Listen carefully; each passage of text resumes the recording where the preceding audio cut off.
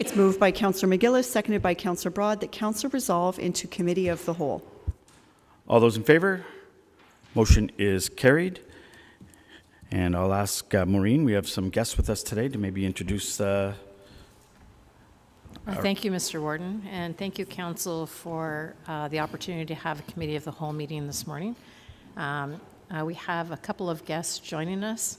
I'm going to just introduce everybody. So we have CAO Tim Mills here from South Dundas. We have CAO Craig Calder from North Stormont.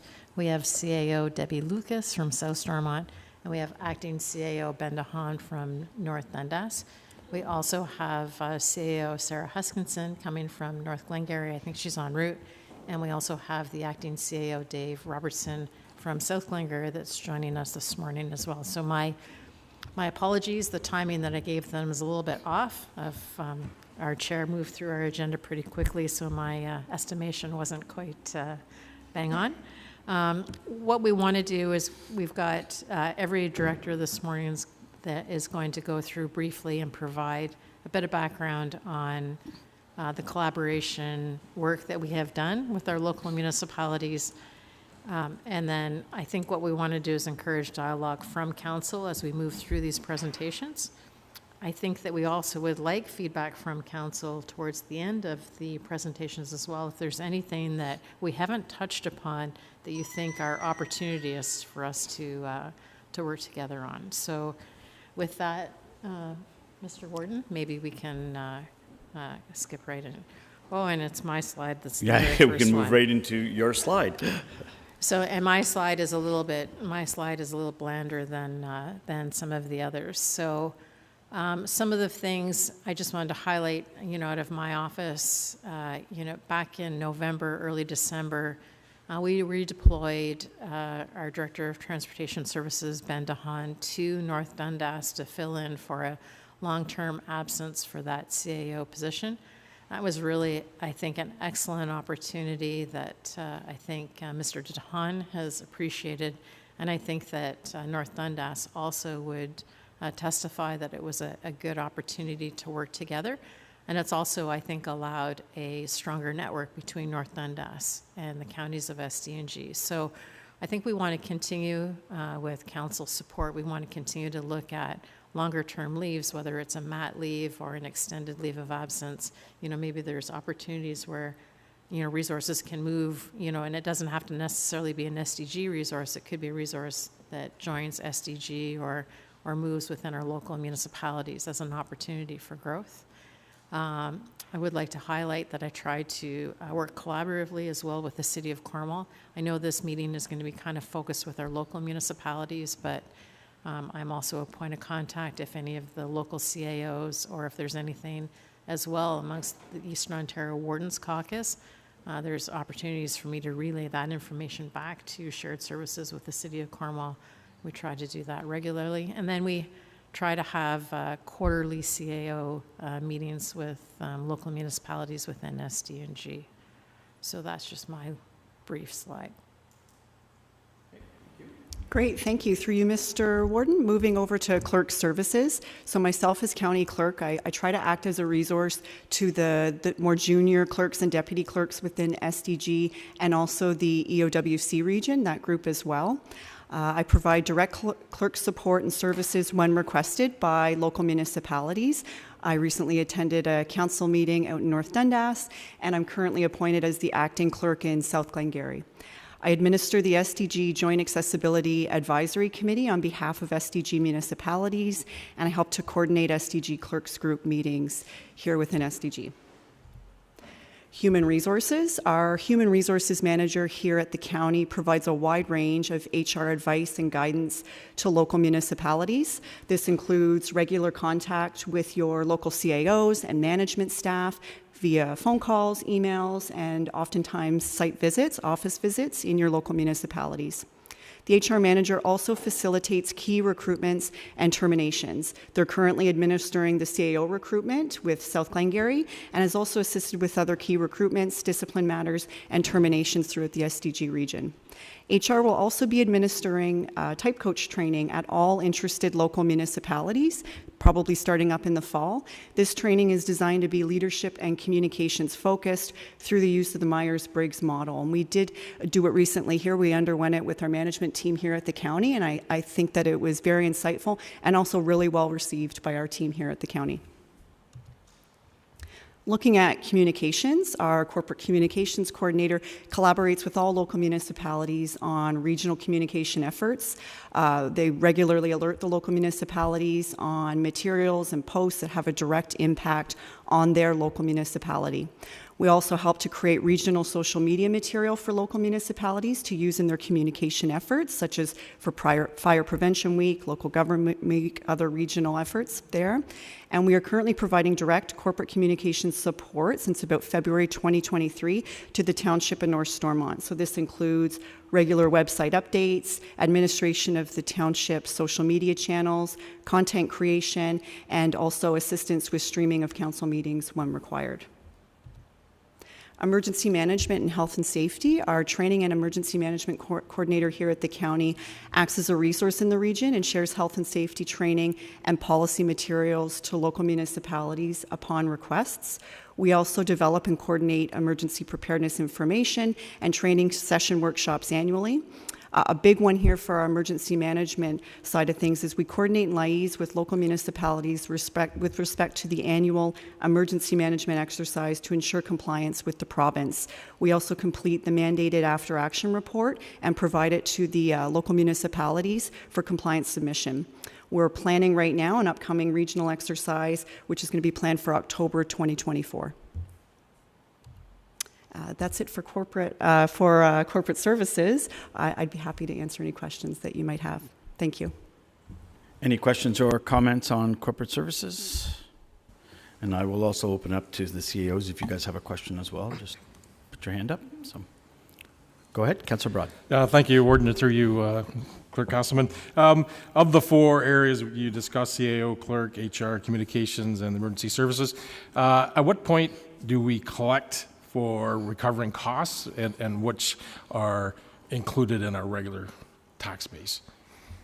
Right now, all of the services that I mentioned, the collaboration efforts within corporate services, we do not recoup for any cost recovery at all. We don't have formal agreements in place either. It's just done on a goodwill gesture, and it's pure collaboration between us and the local municipalities.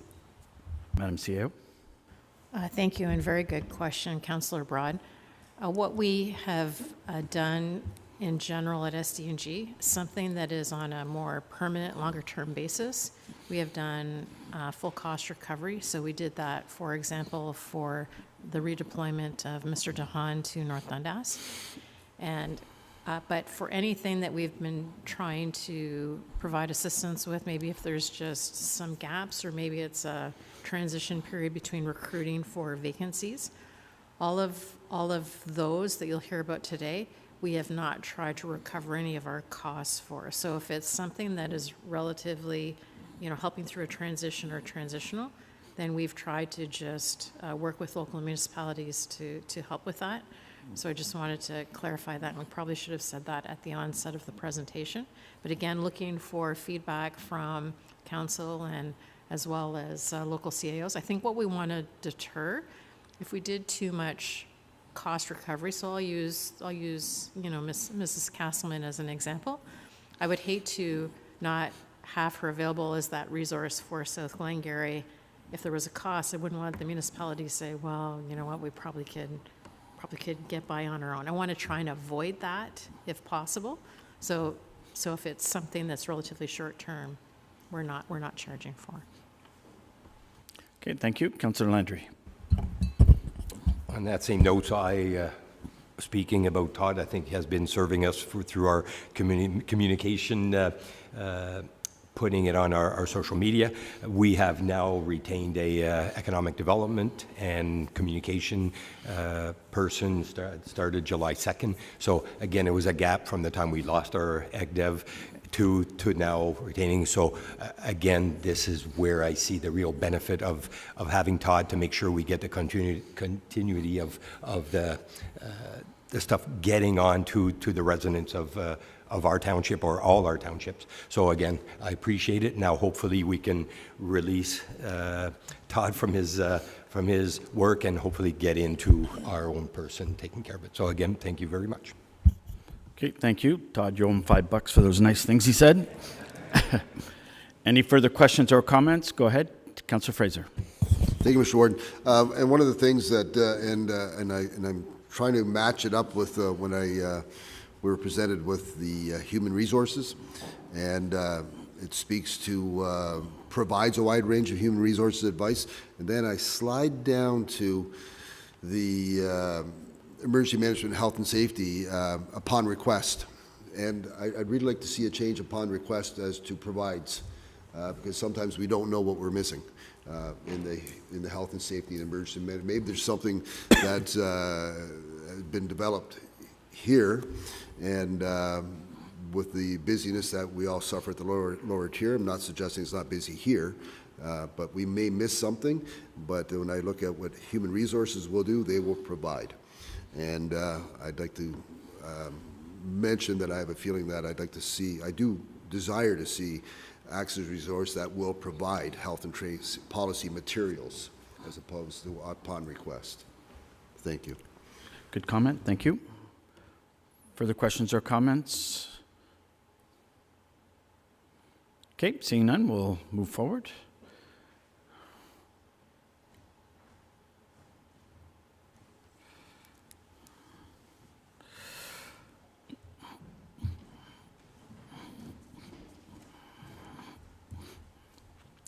Welcome, Mike.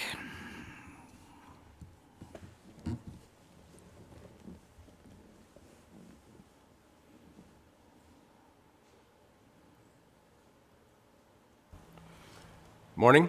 Good morning, Council. Mr. Warden, thank you. So the IT Services Department provides a full range of services to most local municipalities. Here's a quick list of kind of the service we provide. So the IT Service Desk is the first point of contact, whether your staff have an issue with technology or require new technology, new services. And this is where incoming requests are prioritized, classified, and communication occurs between local municipalities and the IT department. Now that we're fully staffed, we do provide on-site tech services. So we do have a schedule for one of our technicians to go to a few of the local municipalities on a regular basis. This is something we'd like to kind of expand on and provide that on-site service. Not everything can be remotely, so sometimes it is nice to have that person there on site to deal with requests in person rather than remotely. A lot of what we do is to procure, purchase, deploy new technology for local municipalities. We do have some agreements, signed on to agreements through collaborative purchasing organizations within Ontario, and then a lot of local municipalities leverage that through the counties as well. We do maintain server network infrastructure for the counties and local municipalities. We host VADM for the majority of local municipalities, as well as websites. And when requested, we do special projects and do project management for IT-related projects across the local municipalities. So just to give you an example of some of the projects that we have done or are ongoing. So for North Dundas, South Dundas, and South Glengarry, there's been pretty active with the council AV ever since COVID, and everybody's streaming to YouTube or elsewhere, just enhancing and improving that experience. 3 of our local municipalities are moving records and files to SharePoint, and we've been pretty active with supporting that process, both during the implementation and after the fact as well. This year we did a firewall replacement for all local municipalities except South Stormont, and upgraded remote access to make sure that it is more secure and meets requirements of most of our cyber insurances. And we are kind of in a consultancy role with the North Stormont office relocation project. Some of the future projects we're looking at, so South Dundas is moving to a new phone system. Last year 2 years ago, we worked with South Glengarry to replace their phone system. This year, we're working with South Dundas. We seem to be following a certain CAO on that one. We're looking to upgrade, so we do host websites for 3 local municipalities as well as SDG, so we need to upgrade to a new version, so we will be upgrading that this year. And we're constantly trying to update our backup and disaster recovery to make sure that if there is an incident, then we can get back up and stay up. So I just want to end with, so while we do have a formal agreement, a MOU, with all 6 local municipalities, it renewed back in December, I believe. We provide full services for 4 local municipalities, and we're open to requests from the 2 others. But we're happy to work with all and provide those services to all local municipalities. So, any questions? Okay, thanks for your report. Any questions or comments on this report? Go ahead, Councillor Lang. A similar one, is it, are we paying for the services? So when we started, when I started with the counties, one of the first things I was asked to do is to formalize the service with the local municipalities. And at the time, it was decided that to keep things less complicated, as opposed to doing a fee for service, to maintain the predictability and stability of the IT department, it's the fee. The cost of the service included in the levy of every municipality, so it's proportionate to the rest of your levy. So we have our budget every year. What local municipalities do pay for, though, is any equipment that you need to purchase, so computers, servers, switches. So each municipality is responsible for their own third-party costs, but for staff time, that's all included within the levy. Okay, thank you. Further questions or comments? Okay, thanks for your presentation, Mike.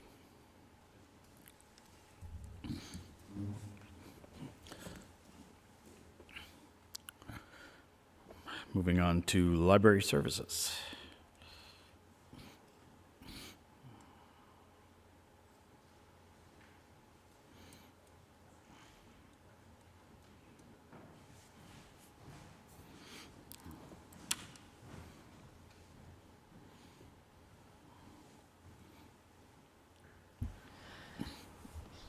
Good morning. I'm here this morning to discuss collaboration and partnership initiatives between library services and the local municipalities. Library services are slightly different from the other county departments. Our strongest demonstration of partnership is how we are embedded directly within your local municipalities. We have 15 branches located across all 6 local municipalities. And we strive to have at least one resource branch located in each of your municipalities. And what that means is that one branch will have more hours, more programs, more services to be offered. Now, sometimes the library may also be the only municipal resource in smaller communities. Through collaboration with local municipalities, a working group was formed to review the lease agreements. The working group consisted of a representative from all local municipalities, and the purpose of the review was to provide a lease agreement that was fair and consistent across all municipalities. The intent is to further meet annually to discuss the municipal facilities that house the libraries. Our local municipalities put a strong emphasis on improving long-term care facilities and schools. In this effort, we are aligned with the municipality's goal, and as such, we have partnered with long-term care facilities and schools to improve services rendered. Last year alone, the library completed 213 visits to residence-bound people or people at risk. Partnerships with long-term care facilities include Maxville Manor, Chateau Glengarry, Winland Villa, Chartwell Hartford, Dundas Manor, and Dundas County Hospice. In like manner, the schools that we provide outreach services include Winchester Public School, École élémentaire catholique Notre-Dame du Rosaire, St. Mary in Chesterville, Nation View, Mooresburg Public School, St. Mary, St. Cecilia, Timothy Christian, Maxville Public School, Avonmore Public School, Williamstown Public School, Glengarry District High School, Le Relais, Elda Rouleau, Till des Jeunes, St. Finans. I read this list only to give emphasis on the number of school outreaches that we do. SDG Library offers free programming to all residents across SDNG. We make every effort to make programming engaging and original, and we partner with municipalities to ensure that there are no duplications in programs, so that we are not competing directly with the municipality. At the request of local municipalities, SDG Library has in the past offered share services for battery collection, garbage tags, dog tags, and recycling bins. By 5 p.m., when all municipal offices are closed, patrons were able to access the library branch for these services. As we complete our performance evaluations within the counties and local municipalities, the local municipalities can rely on library services online databases to provide LinkedIn Learning courses for their staff.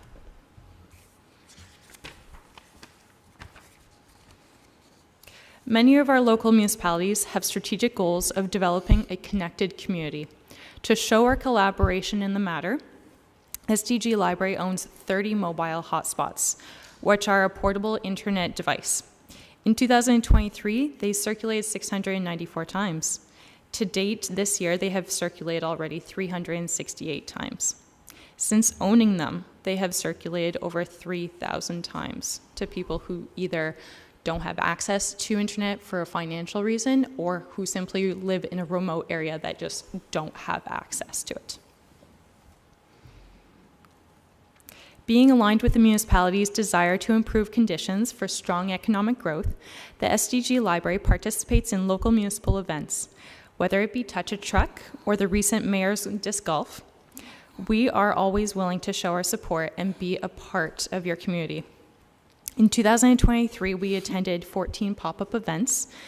So I've included things like Meet Me on Main, Beach Day, It's All About the River, Canada Day celebrations, the local fairs within all our local municipalities, Women's Day, Art on the Waterfront, and Youth Engagement Fair.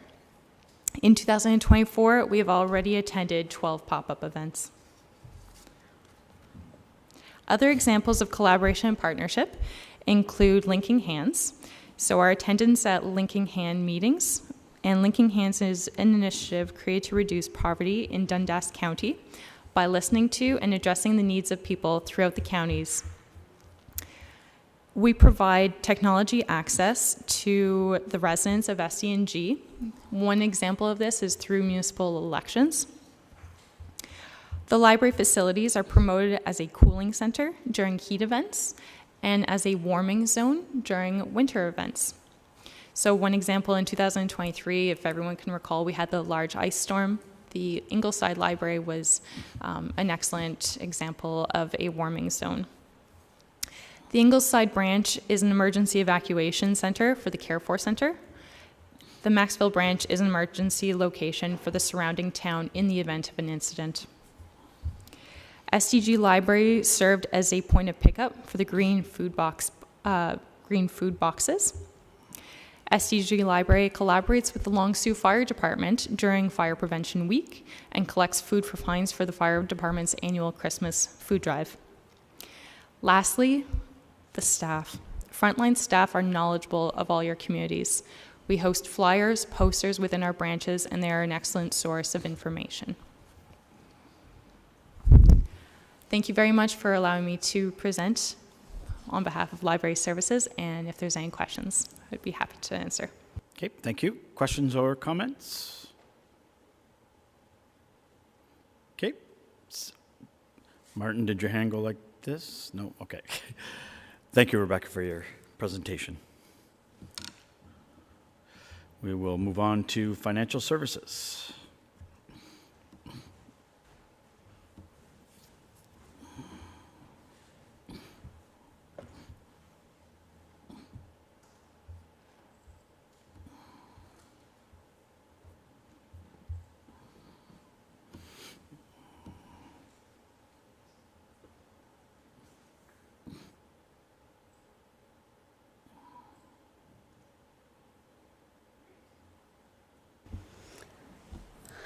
All right, so now I will just go do a brief overview of financial services and what we can provide local municipalities. So the Financial Services Department provides many services to both internal and external stakeholders. We're responsible for the financial management, including budgeting, financial analysis, reconciliations, financial oversight, internal controls, etc. We are required to adapt to change, such as keeping up with legislative changes, software enhancements, staffing, reporting, payroll, ESA, and pension obligations, as well as many other functions. Finance is often like a puzzle and requires strategic thinking. We also must adhere to many tight deadlines, such as various reporting obligations, payroll, accounts payable. So those are very structured timelines.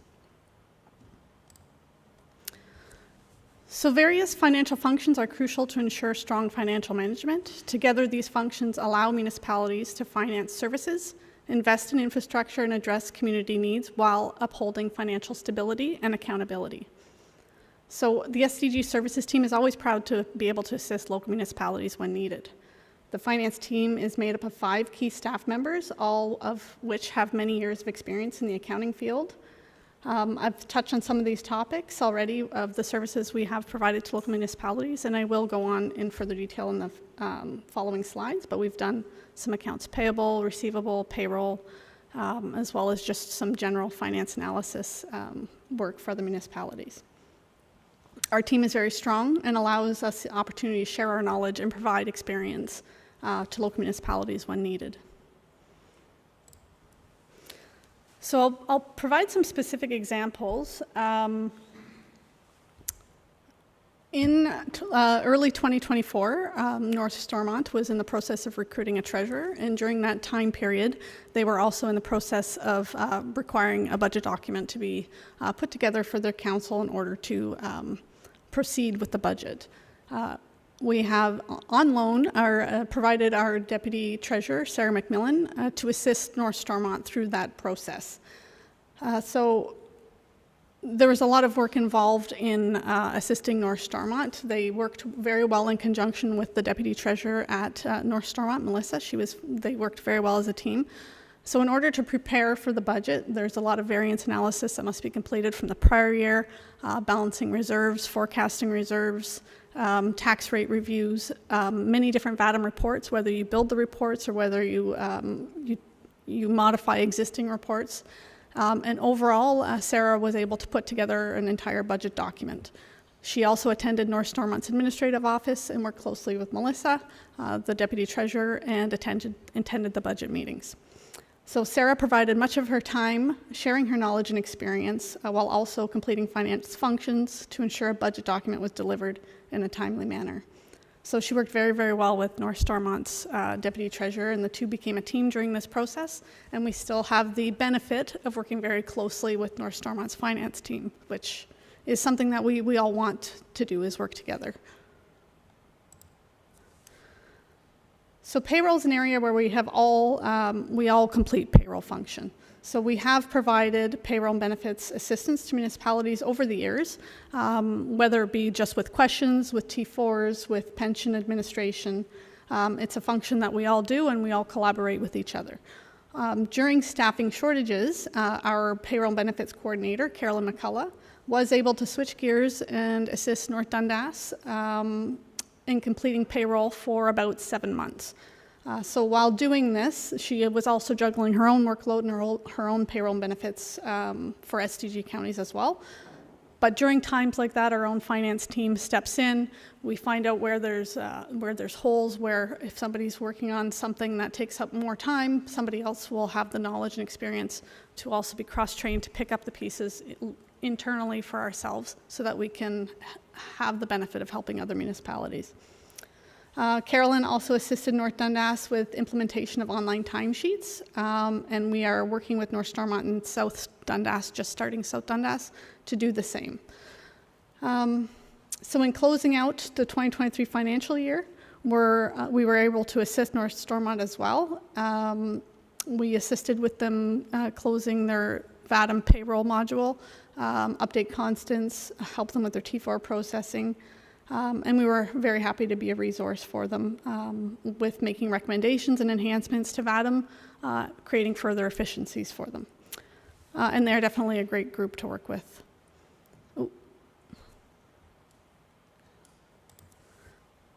So for accounts payable,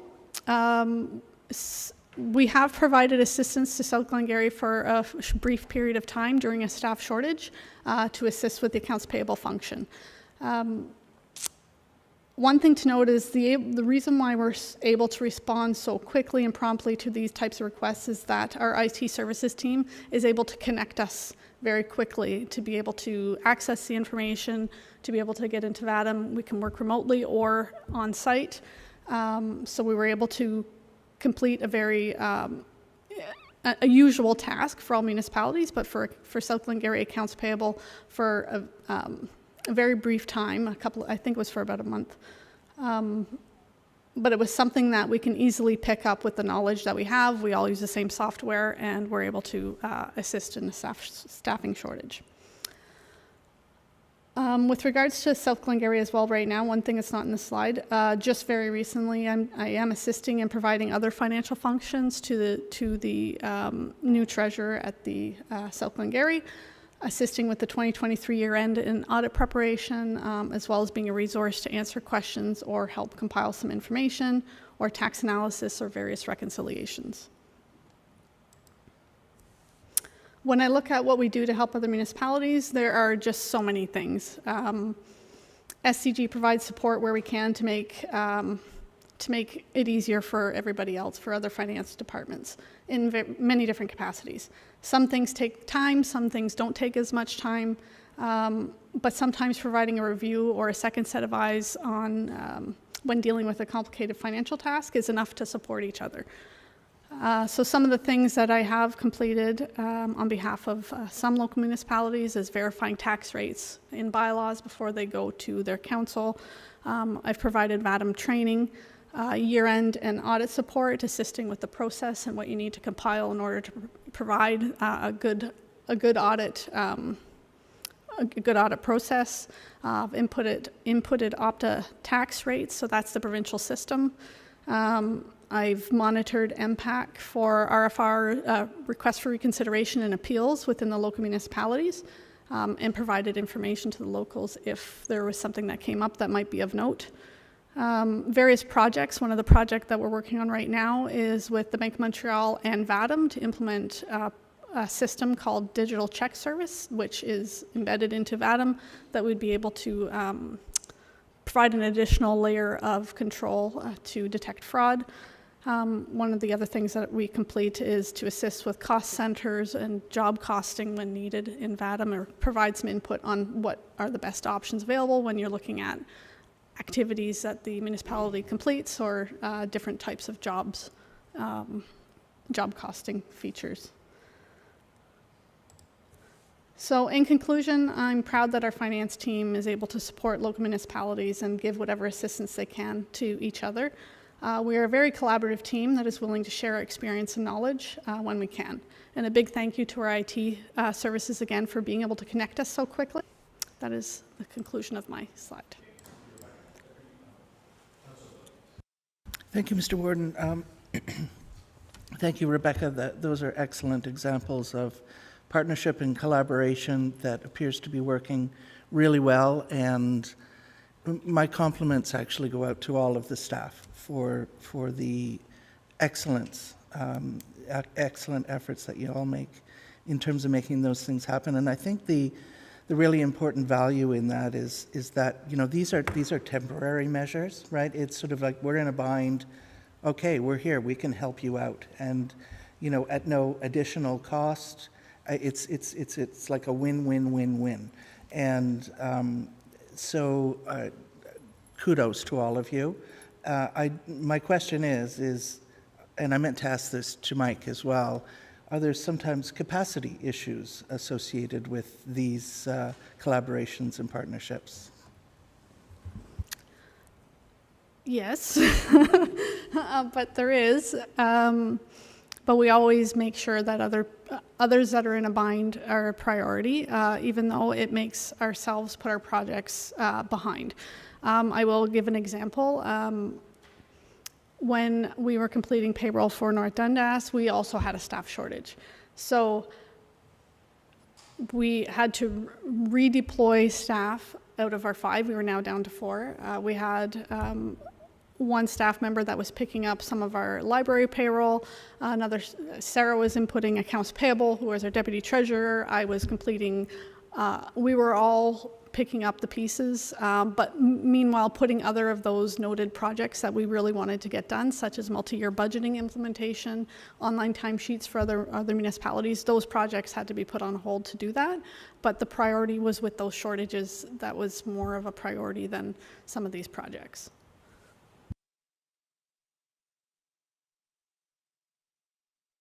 Thank you, Mr. Warden. So to answer that question, the way we've propped up the IT department, when we're fully staffed, we generally have capacity to deal with the regular day-to-day. Where we do run into challenges are the requests for special projects.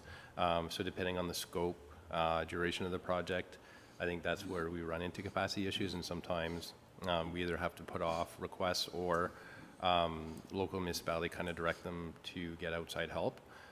So I think the day-to-day when fully staffed, we've accounted for that. The MOU really helps with that as well, knowing the consistency of what's asked of us, so providing that service. But it's those special projects that come up that aren't always planned or we don't always know about that we do get taxed quite a bit with that. So we want to do more in as much as we can. We don't want to say no, and we don't want to have to send local municipalities away to third parties, but it's just the nature of the business we're in. Okay, thank you. Councillor Densham. Thank you, Mr. Warden. And yeah, I want to echo Councillor Williams' sentiments there. We really appreciated the support, especially during a difficult time like budget. And I guess the one question I have is, I presumed that we were that we had to pay for some of that support, and I'm not sure whether we did or not. It's kind of a moot point whether we did, but I presume we actually paid for a portion of Sarah's time. Maybe we didn't. I think part of this thought process will have to be, are there times when we do have to charge? And I agree 100% with the CAO. I don't think we want to do it all the time. I think we want to stay nimble. We want people to feel that they can approach the counties first and foremost to say, you know what, I have a need, I have an urgent situation, and many of the times that won't be charged for. But there may be times, and I actually feel that if we weren't charged, this might have been an appropriate time for us to be charged for Sarah's support to take us through a budget and did a whole lot of work around a very, very busy time of the year. Thank you. Councillor Landry. Thank you. So yeah, to echo, so again, losing a treasurer in November was kind of a challenge for us. So I appreciate Sarah's, and we did implement a new treasurer on board in February, early February. But the question regarding VATM and payroll, because sometimes you can have 50 employees or 100 employees, does not change. Would there be a benefit? Like, I know what we're talking here is helping out municipalities, but as far as payroll, would there be this the finance department at the counties see a benefit possibly of having one person take care of payroll for a global for the 6 municipalities? Would that be something that could be looked at, or again, would that be more of if we can help at that under those circumstances? So that is something that, so I guess it was about September 2010, we did have a formal agreement with South Glengarry where we did complete the payroll for South Glengarry under an agreement, and that was for about 5 years, I'd say. It is something that if council and the municipalities would like to research and implement, it is something that the counties could do on behalf of the municipalities under maybe different circumstances where we do have additional staff and agreements in place. But we all have the same programs, we all have the same OMERS obligations, follow all those same procedures. So it is something that can be done, but not with the staffing that we have right now. Okay, thank you. Councillor Fraser. Thank you, Mr. Warden. And this is more about the IT, I guess, or not, I don't guess, I know. The IT department, and correct me please if I'm mistaken, Madam CAO or Mr. Warden, has grown, and to the best of my recollection, it's grown because of the challenges that were out there throughout the lower tiers and the projects and the needs and the increasing need of IT support at the county's office. So and whenever we talk about paying and making sure that's paid back, I think that's, if I'm not too far off base, it's part of the levy as it is, because it has grown to be supportive. And if I look at Mr. St. Onge, at one time when it was 1 or 2 people, you wouldn't be able to do those projects outside of. So the increase is partially caused by our needs throughout SDG at the lower tier. And so more staff has been hired, and I listened to Ms. Russell's talk about payroll and the question asked. That again would be a levy issue, and that would be borne by the lower tiers. So, and I get that some departments aren't handled in the same way and haven't had the same evolution as IT, and finance hasn't had the same evolution of staffing, but I just wanted to remind people that IT did grow, and part of the reason it had to grow was to service the lower tiers. Yes, that's correct. Councillor Dencham. Thank you, Mr. Warden. Another comment, I guess, towards IT specifically, but I think one of the, if we're talking about shared services, a model that includes some form of, and some degree of shared services, IT kind of makes sense for a couple of reasons. One is, again, the expertise and the fact that we wouldn't necessarily have enough work at the local level to be able to substantiate a full-time IT person. But even more importantly would be something like cybersecurity. And having cybersecurity centralized on centralized servers allows everything to be managed in one place, and ideally allows us to have some degree of expertise and potentially outside consulting without having to engage them multiple times across multiple municipalities. So to me, something like IT feels like a very, very logical shared services model. Again, other municipalities may choose to opt out for whatever reason they wish, but to me, again, it feels like the right place for IT. And then, of course, in terms of payment, then the payment will come through the levy at the county level, not necessarily a chargeback at the local level. Okay, thank you. Any further questions or comments at this time? Thank you, Rebecca. Oh, sorry, go ahead, Councillor McGillis. All right, thank you, Mr. Warden. I just wanted to know what your thoughts were, like Township of South Stormont, if you want to look at one municipality, you don't source out anything to us in terms of the IT. You don't source anything to us towards planning, or I think financial any services at all. I'm just wondering, like, if charging the municipalities for the outsourced services, that I think that seriously we are paying twice for that same service if it's not through the levy. Am I correct in saying that? We don't have any formal agreements with any local municipality in providing any financial support.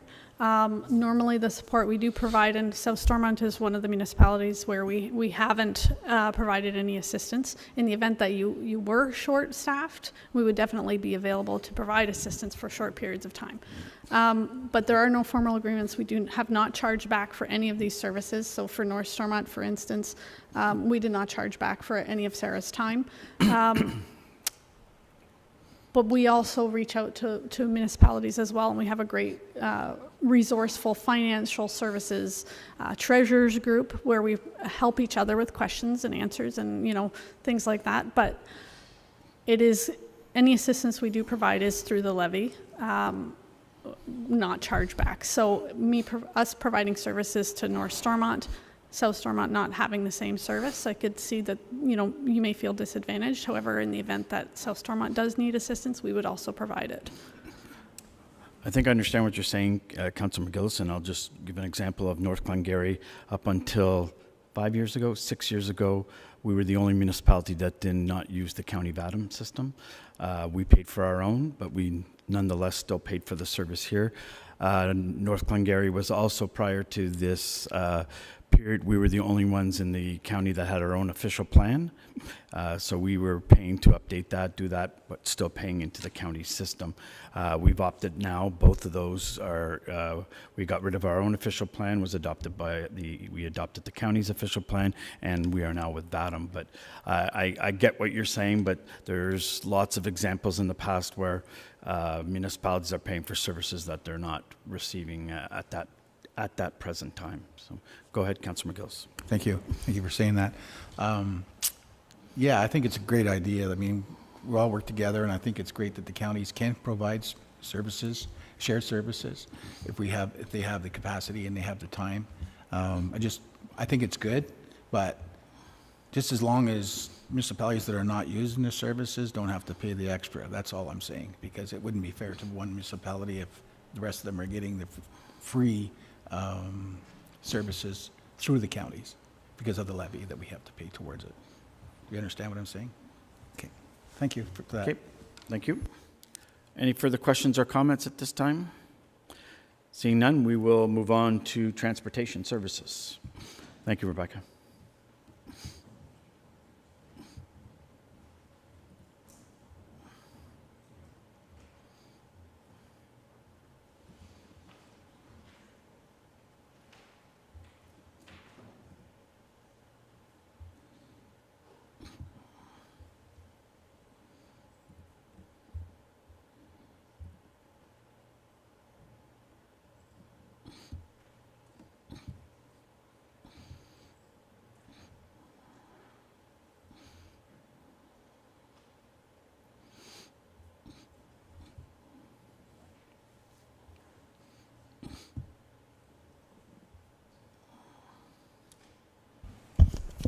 Good morning. So you're going to be stuck with me for a little bit longer, I think, the previous ones. I tend to have a little more to talk about than they do, so hope everybody's comfortable with a glass of water or something in front of us. So I think everybody's aware of, we talked about it before, we share about 3,000 kilometers of road throughout SDG between the counties and local townships. And with that, we have similar but very unique activities. When I say similar, we all plow snow in the wintertime, but there's a big difference of plowing a gravel road there is to an asphalt road. There's a big difference between grading a gravel road to grading a shoulder on a paved road. The potholes are totally handled different between surface treatment and hard asphalt. And the road designs in general, there's a big difference in. We both have MMS requirements, although they are a little bit different. But we do share common goals and values. We all want safe roads. We all want to meet the public's expectation, and we need to comply with legislative requirements. We all participate in the same organizations, such as Good Roads, Eastern Ontario Road Supervisors Association, and through this we're always promoting continuing learning and sharing of ideas and creating connections to find out if we don't have the answers, who does. And obviously, we talked about just previously, we all come from the same tax base and we all have tight budgets, so wherever we can find efficiencies, we want to find the efficiencies. So we do a lot of work together, and there is a lot of synergy. So some of the services I'm going to kind of talk about here today, and I'm probably going to miss and forget a lot of the stuff because we do so much together. We are quite integrated. But some of the things I'm going to talk about is joint tendering, field services and operational support, equipment sharing, and that goes both ways. We share your equipment as much as you share our equipment sometimes. GIS support, noxious weed control, and specialized services such as shouldering and street sweeping. So jumping right off, we do look after the joint tenders for all 6 municipalities including the counties. This is a very time-consuming process, but it does provide us a great deal of buying power. The counties host a joint meeting at the beginning of the year and review the tendering process with each one of the municipalities. And last year we used this room and we filled this room with representatives from different municipalities, including the city of Cornwall.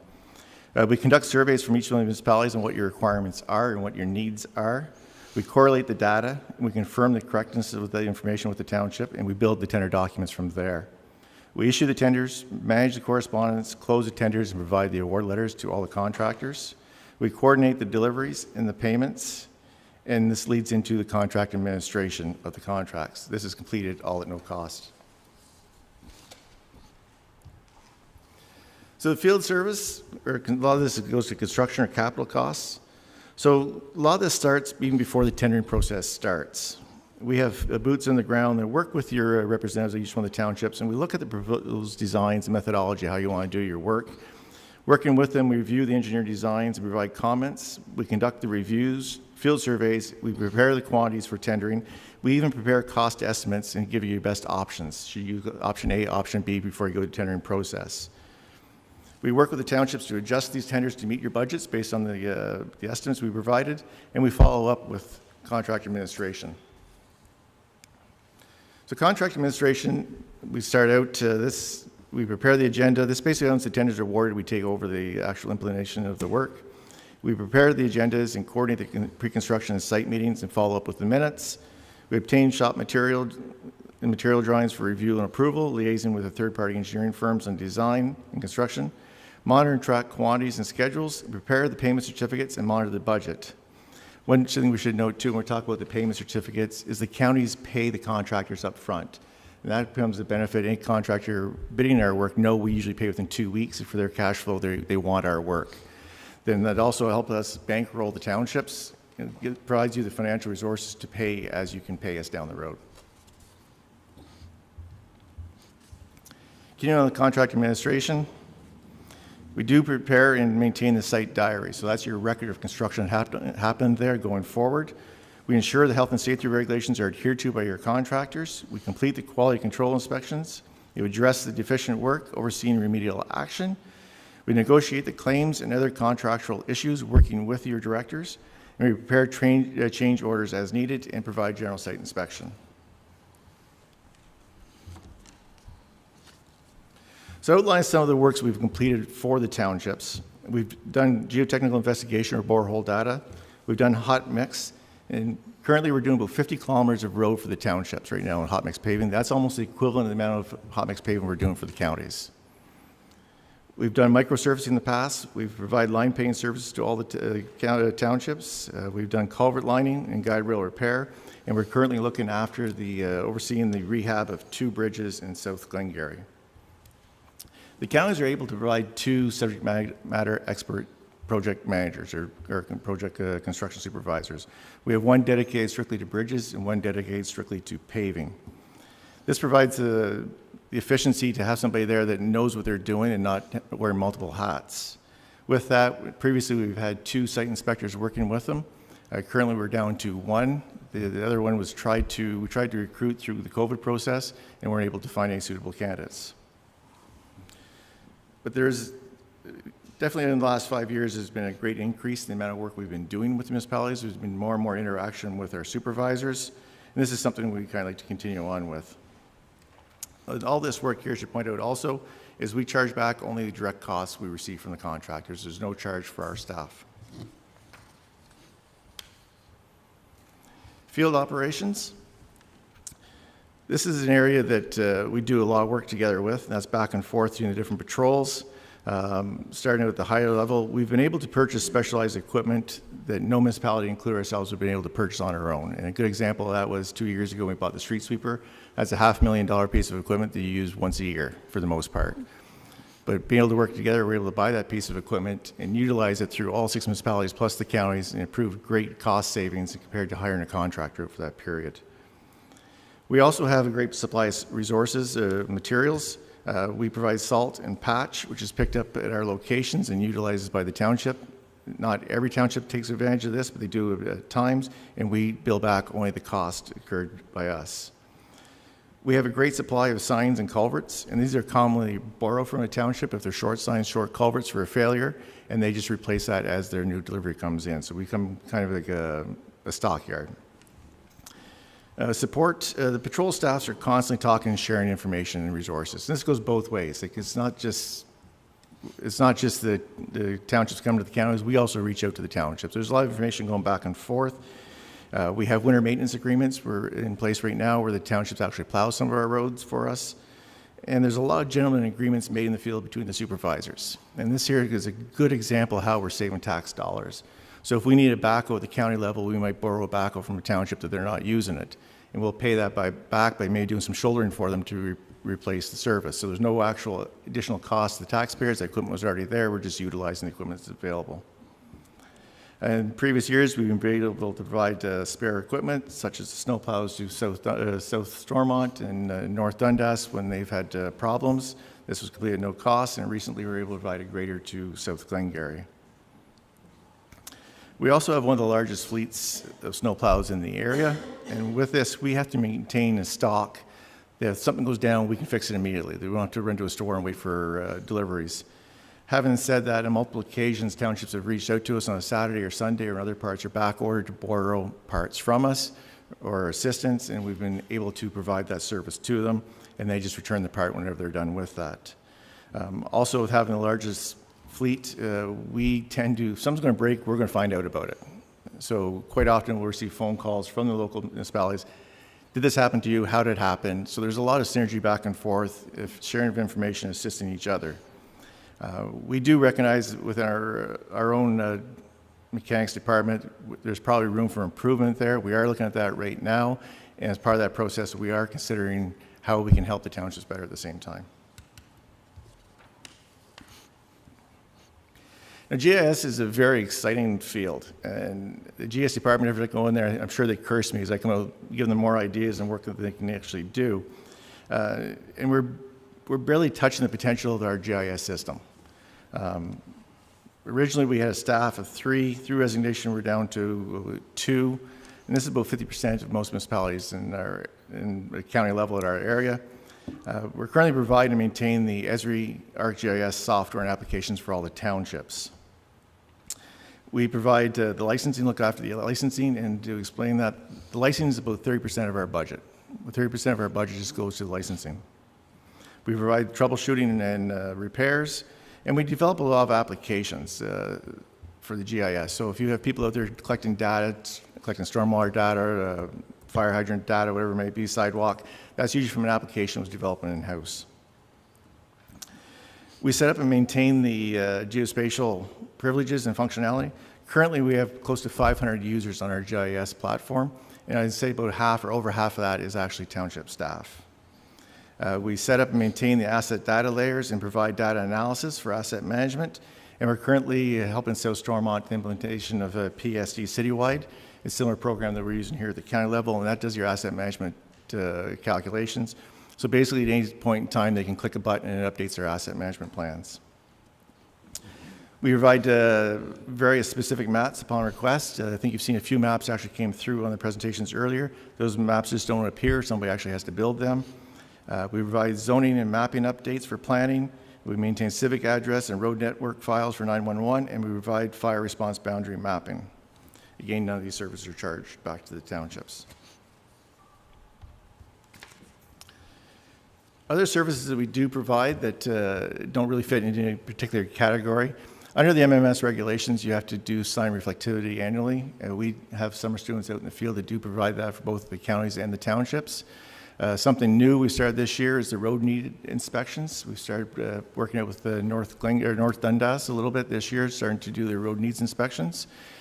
We provide the ARWA stations. We provide access to all your public works staff to our ARWA stations, which is I've explained to you previously, provides all your current weather data, road data.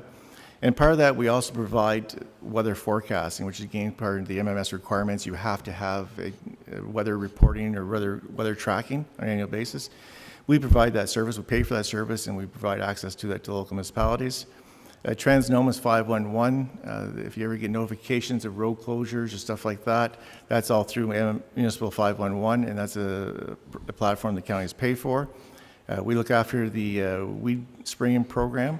It's kind of a joint tender, but we look after the whole management of that as far as MTO, the Ministry of Labor, or Ministry of Environment submissions, as well as public notifications. And we do provide forestry services for the Warwick Forests or the Summerstown trails. And we also do have some interactions with the public directors if they have concerns regarding their woodlots or trees along their road. We have provided the chainsaw training or chipper training courses to local municipalities, again, free of charge. And we're always looking to help, ways we can help use better. A good example of that is this spring, one of the local municipalities had a problem with their concrete pool. We were able to send our bridge inspector up there to be able to take a look at the concrete and give them some suggestions on the proper way of maintaining it. So where is there some collaborative opportunities or improvements going forward?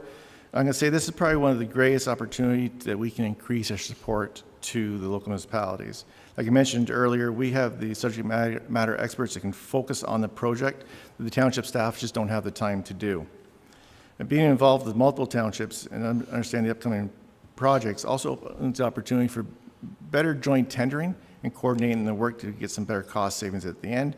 It also allows the ability to make sharing the equipment a little bit easier. So if we know there's a project in a certain area for one township and a project in another area for another township, we might be able to schedule or coordinate that you can use the same piece of equipment. So it's finish at one, go to the next one, rather than being both of them working at the same time and have to hire that same equipment twice from two different sources. Compared to hiring a consultant, the county staff have an invested interest in the project. They live here, they work here, they got the municipalities at heart. They want to be involved, they want to see the life of that bridge, where the consultants are only there to oversee, and they have no real stake in the game. And there's a huge cost savings to that. Recently, the counties in 2022 got a tender for to oversee a bridge rehab from one of our counties' bridges. It was close to 80 grand for one bridge. So that's quite a bit of money. Whereas we can use the county staff, we can generally spread that over several bridges and be able to do the same service. We are currently assisting South Glengarry this year with 2 bridges. And luckily, we were able to do that this year because we were able to obtain a recently graduate engineering student who has the skills and ability to help us with that.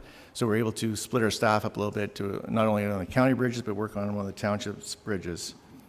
And this is more of the work we'd like to be able to do. We'd like to be able to work with municipalities to do this type of work. The local directors are asking us for this work. We've actually had to turn down townships this year. They've asked us to assist them with their bridges. And I see this as a great opportunity of collaborative effort going forward. We could provide a better service. That begins right at the OSIMs. If we have staff here that understand the OSIMs, they can do the reviews, they can prepare the budgeting, take a look at the tenders. They can assist in developing a construction program that not feeds just one municipality, but could actually assist all municipalities at the same time. Provide the contract administration throughout the project lifestyle. But in order to do this, we are going to need to replace that second field technician that's been vacant for some year. On the road construction side of things, there's always room for improvement, but a lot of these things we are currently working at right now. We have township staff that's constantly interacting with your local directors and getting feedback back and forth both ways. And we look at most of the tenders, joint tenders right now through our joint tendering program, and we do perform most contract administration. I'm talking about here is our asphalt paving, our culverts, our guide rail. We are doing a lot of work now. We do have the staff there to do the work, but there is opportunities also to go forward. There's always room for improvement. And some of the ones are, as I mentioned earlier, we experimented this spring completing the road needs study with North Dundas. This is an expense that goes usually out to a consultant, but we believe we have the capabilities to do a lot of that stuff in-house. But having a county staff doing some of these road needs studies, they understand your roads, they understand your road bases, they understand the area. And by doing so, they take a look at one township, they go to the next township, they can try and get some synergies across the board, how everybody's tackling their problems. It also creates a synergy of being able to build your joint tenders that you can actually feed off of each other and make some efficiencies. So through that, we'd be able to assist in developing a full construction program across all 6 municipalities, prepare the tender documents, and continue on with providing the contract administration. And currently, we do have the field tech in that position, so that's one that we do have the staff I think we're able to continue with. Like I mentioned earlier, GIS is kind of unseen, unrecognized. The maps just seem to appear. This one here is just a quick snapshot of a planning department's, and there's multiple layers in there. So I'd say the planning department probably use GIS on a daily basis, if not an hourly basis. So all their information's on here, kind of like zoning, planning, and everything else. There's multiple layers there that all have to be inputted. Here's just a quick snapshot of the asset management. I'm not sure how well it shows up there, but there's lots of points. So any asset you have out in the field is recorded, tracked, and maintained through the GIS system. We're also developing different applications that I talked about earlier. You're collecting sidewalk data, sewer data, fire hydrant data. And there's a lot of work that goes to that. And here's just a quick snapshot of how they do it. They start with a blank sheet. They got to create the tablets. They got to start at the back end. forms. They got to create the front end forms that's going to come out of it. They got to set an asset calculation so it actually recognizes where it is. They got to be able to program that onto a map and just drill it down, drill it down, drill it down. And that's very time consuming.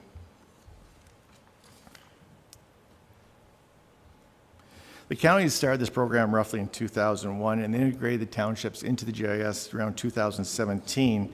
And since then, we've received increasing requests for assistance. Planning, for example, the recent zoning updates, they had a consultant come through, did a lot of the zoning updates, but all your planning, I showed you in that map before, all those different colors had to be manipulated to a certain degree, which we received. Now there's going to be a lot of local tweaking. So we have received requests from the local municipalities to perform that work, which is quite time consuming. With our current staff, we weren't too sure if we were able to provide that service. We received a quote from an external consultant, and you're looking at $150,000 to perform that work. We are trying to find ways to be able to do that internally at this time, because that's just, nobody's budgeted $150,000 to be able to do this type of work. We're asked for increased support for asset management. This is going to be continually going on. It's getting more and more prevalent with PSD citywide, and this is definitely something we want to be a part with.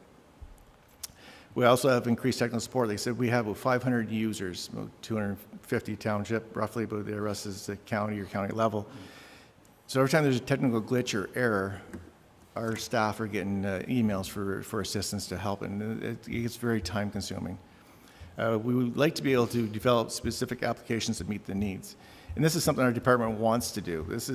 We don't want to just have these nice, beautiful maps, but we want to be able to, like I mentioned earlier, we're barely touching the tip of what GIS can do, but we want to be able to develop and move ahead, not be the trailers. And we just don't have the ability to do that at this time. There's a lot of work out there, and we really would like to get that at it. And in order to do that, we're going to have to reinstate that third GIS position.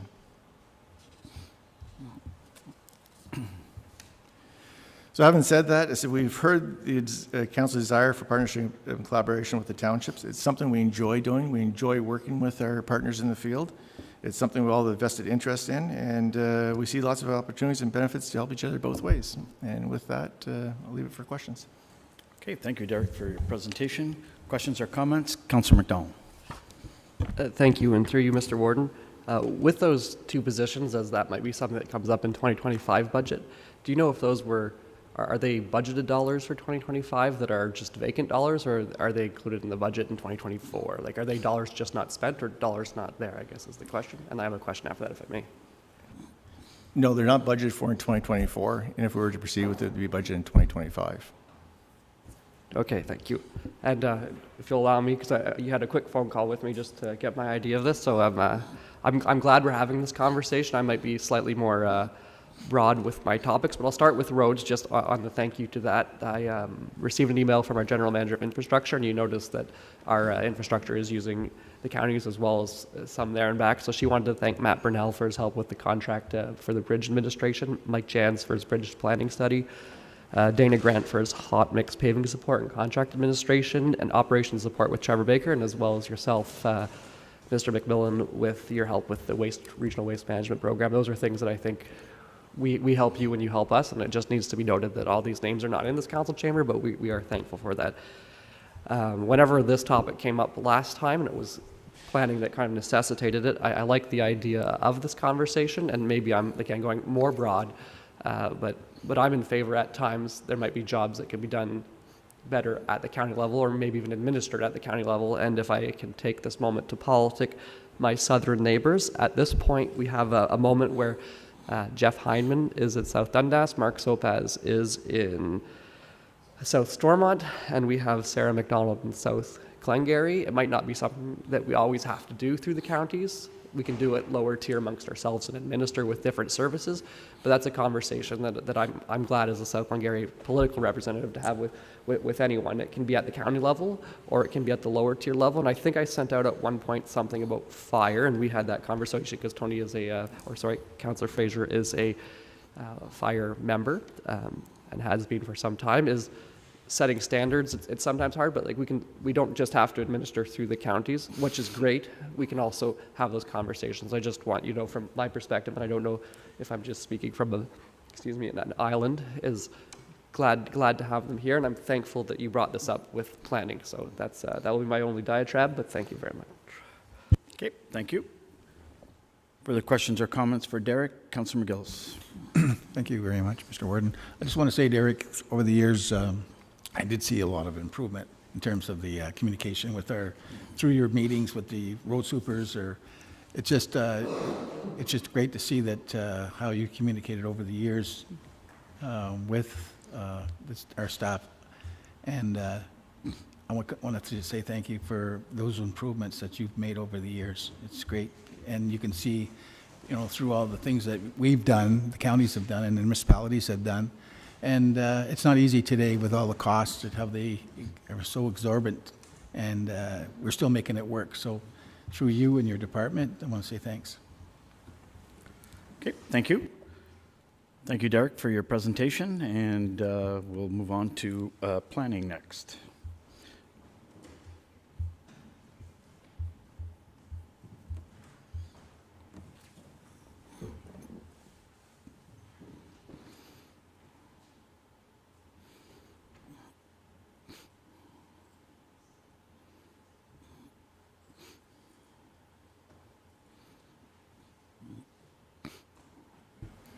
Good morning and thank you, Council. So I'll start in planning and economic development services with tourism. Tourism is a service that is delivered at the county level, but we also have partnerships, especially with our neighbors in Cornwall. In 2024, we've worked together to create joint tourism guides and enhance our websites, along with the 2024 Tourism Strategic Plan, working with the city on that. I think there is great opportunities there and cost savings. There's a bit of a different focus for each department, but in terms of the guide and marketing and instead of sending two separate guides out, having one that combines both municipalities, I think that's been a great partnership. As well, of course, through our regular work, we're working with your municipalities, the tourism businesses, Parks Commission, all those main groups, and helping to support events, trade shows, attending fairs with our student staff. The other one that we do at a regional level is initiatives and programs for marketing the counties and doing tourism signage, things like that. And some of the great SDG tourism videos, and working with television companies, I guess, as well, such as The Amazing Race. For economic development, one of the roles, the big parts of the role is the local economic development officer working group. So that'd be working closely with your local EDOs and coordinating regional projects through the annual budget. Is there something that everyone thinks that we should do this year and that it might make sense for us to deliver at the county that everyone would like? Then through the suggestions from our local EDOs, let's put this to council for budget and have some cost savings instead of each municipality doing a separate project. We've also provided support to the Township of North Stormont during vacancies in the EDO position, similar to communications, and we do provide support to newer EDOs to introduce them some of the programs at the county level, provincial, and help them make some contacts. The regional incentive programs, that's a great collaboration with our local municipalities in terms of the application process, reviewing it with our committee at the county level, and dispersing those funds. So that's a great project, along with our marketing, regional branding, regional initiatives, workforce development, and working with all those provincial and federal agencies. There's a lot of different groups and committees and things to be a part of, and not everyone has time to do that at the local municipality, especially if they're doing communications as part of their job or another type of facility. So I think Tara helps to be on some of those working groups and then relay the information instead of all 7 municipalities attending the meeting. So planning, I've kind of divided up the slides into 2 parts. The first is the part that's the services that are delivered to all municipalities.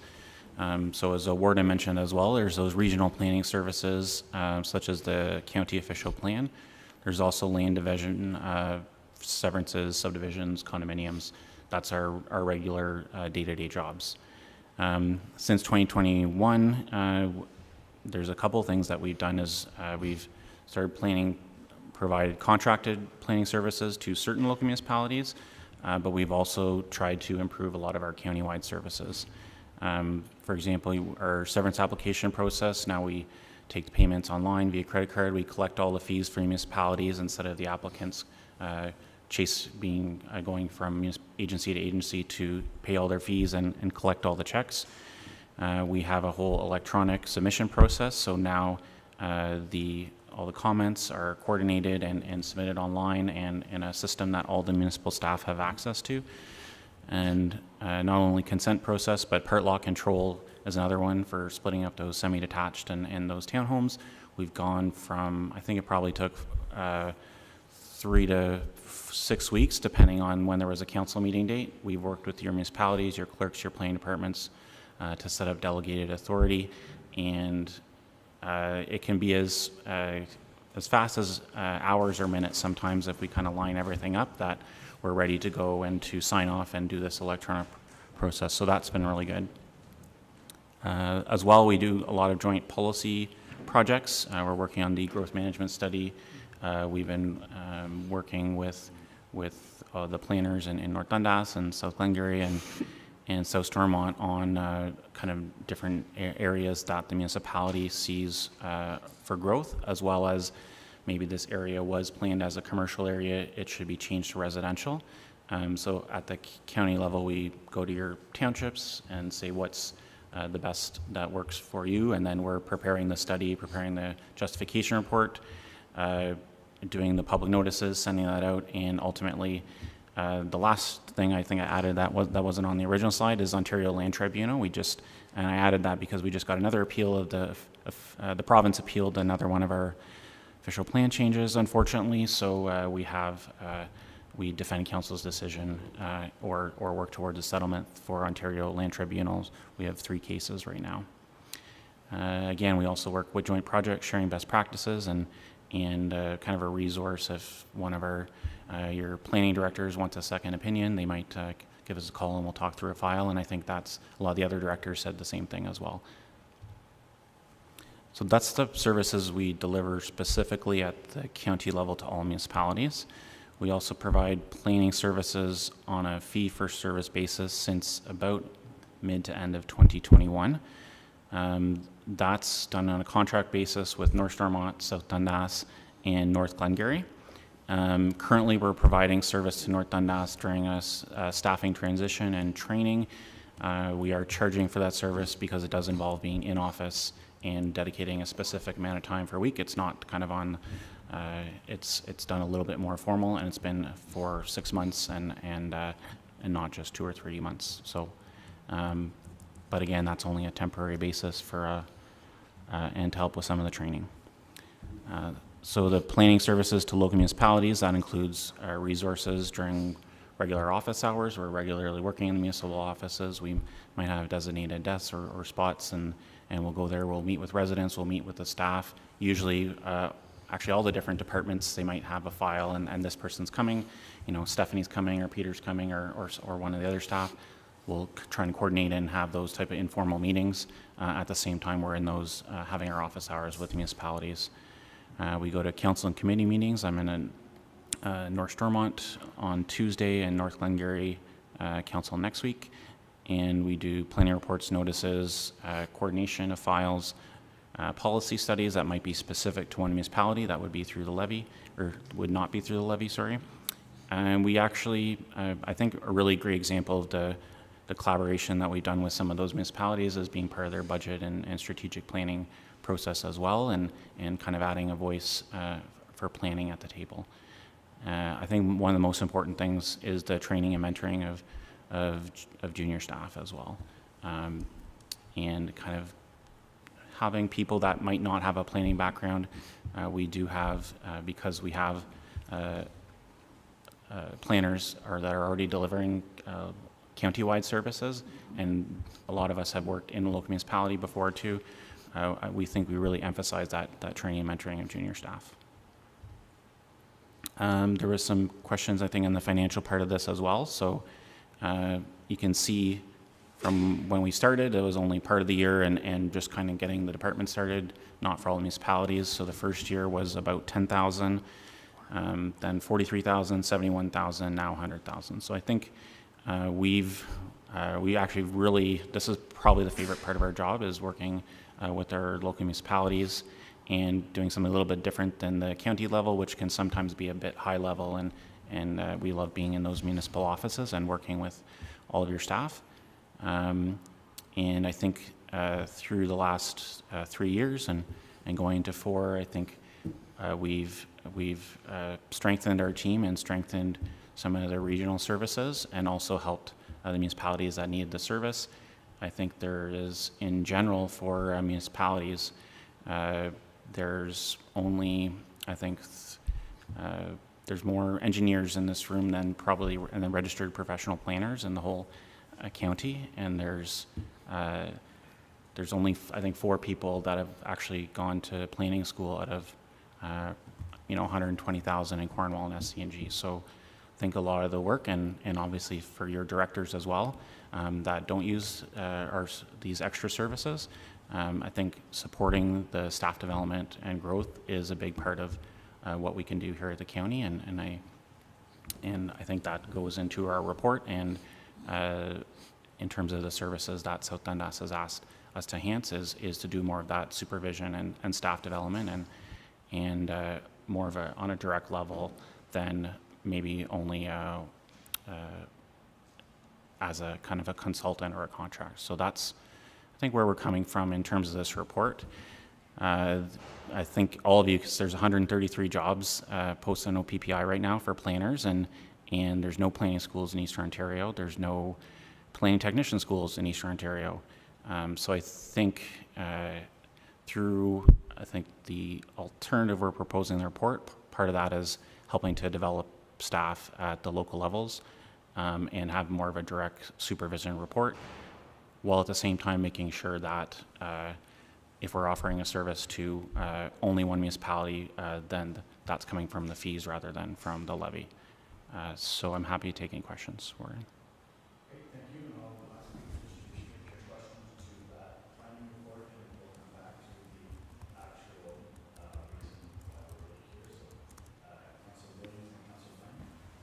Thank you, Mr. Warden. I know I'm repeating myself, but, big congratulations both to the Transportation Department and the Planning Department for your collaborative efforts. I know at North Glengarry we have benefited enormously. We have a planning administrative assistant there that handles the boots on the ground, sort of talking to the public, preparing the applications, and then using your expertise to support that has been a beautiful model that has worked very well for us, and I think is, in my mind, a preferable model to anything more permanent. And I think that I know I've lost my train of thought. Please don't go into the next No, discussion. I'm not going to go into the next thing.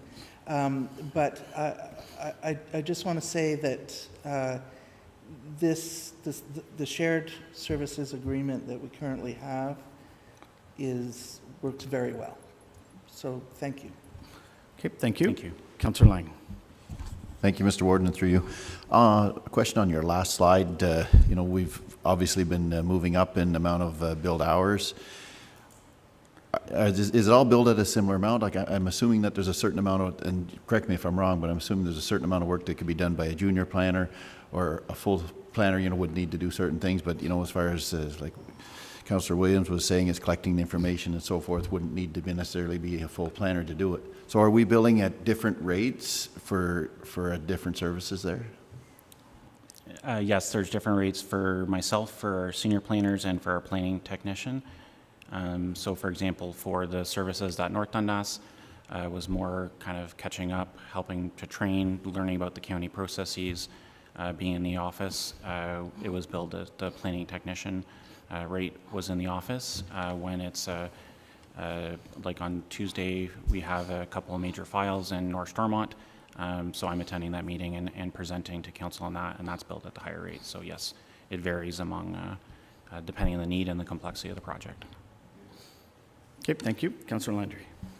Thank you, through you, Mr. Warden. So in our aspect of utilizing the services of the planning department, so we have boots on the ground. We have our junior planner that deals with face-to-face 5 days a week with our clientele. We have where Peter evaluates who goes, whether it's Megan, Stephanie, himself, to identify what the needs are.